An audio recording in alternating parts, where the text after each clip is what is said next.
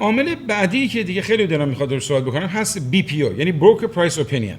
الان بانک‌ها دارن میگن که وام شما قبول نشد آقای دکتر، وام شما به خاطری که شما الان توی خونتون اکوئیتی دارین و الان دارن وام ها رو دیکلاین میکنن، ریجکت میکنن.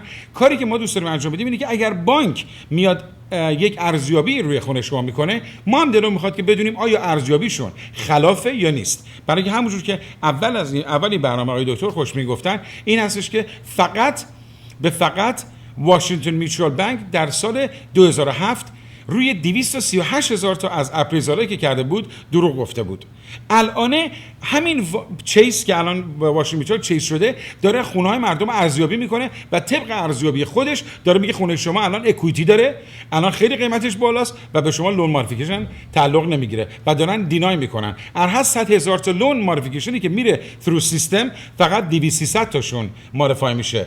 به خاطر همین هم ارزش BPO بروکر پرایس اپینین از طرف شما به طرف بانک خیلی خیلی مهمه تا اینکه ما بشینیم و بگیم هر چی بانک گفت ما قبول داریم. متاسفانه ما به بانک‌ها الان اطمینان نداریم، به خاطر همین هم این بروکر پرایس اپینین رو میگیریم تا ببینیم چه نوع خلافای دیگر رو آقای دکتر خوشمی میتونه در دادگاه استفاده بکنن. همونطور که اول این برنامه توضیح دادیم در سالان پیش بانک‌ها از همین BPO یا از ارزیابی خونه شما استفاده می‌کردن که وامی که به شما میدن رو قیمتش رو بالاتر ببرن، ارزش وام رو بیشتر نشون بدن.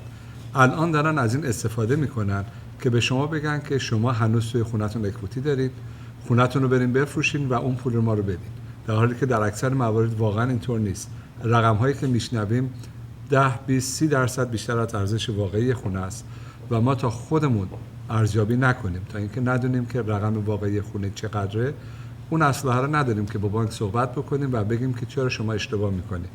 خونه‌ای داشتیم در بیولی هیلز اگه خاطرتون باشه که ارزیابی ما نشون میداد این خونه $800,000 میارزه، کاندویی بود، بانک میگفت این خونه $1,300,000 میارزه و شما وام $900,000 رو راحت میتونین بدین و دینای کردن. وقتی ارزیابی درست رو بهشون دادیم تونستیم که دوباره ازشون بخوایم دوباره ارزیابی بکنن و رقم رو پایین آوردن و قبول کردن که نه این خونه اکوئیتی نداره و حاضر شدن که با ما کنار بیان. این مسئله خیلی مهمه. یکی از ابزارهای دیگه‌ای که ما داریم که بتونیم کمک بکنیم هدف شما به هدفتون برسه. The best way to learn the value of your home is by getting it appraised. But how do you know the appraiser is looking out for your best interests? They have the cathedral ceilings and they have Buying a home could be the biggest purchase of someone's life. No one wants to overpay, but since most home appraisers are hired by the lending institution, specialists say the property values are often exaggerated. The salesperson wants you to get the loan because they want to get a real estate commission. The mortgage broker wants you to get the loan because they get a commission on the loan.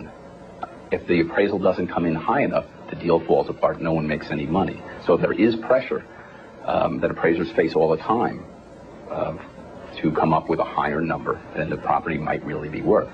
Home buyers aren't the only ones who could suffer from an inflated appraisal. Real estate brokers will often dangle very impressive potential sales prices in order to get a listing. And if they overprice it just to get you wishing you could get that price, your property might sit on the market a long time because it's really not worth that amount. A smart consumer will get an independent appraisal.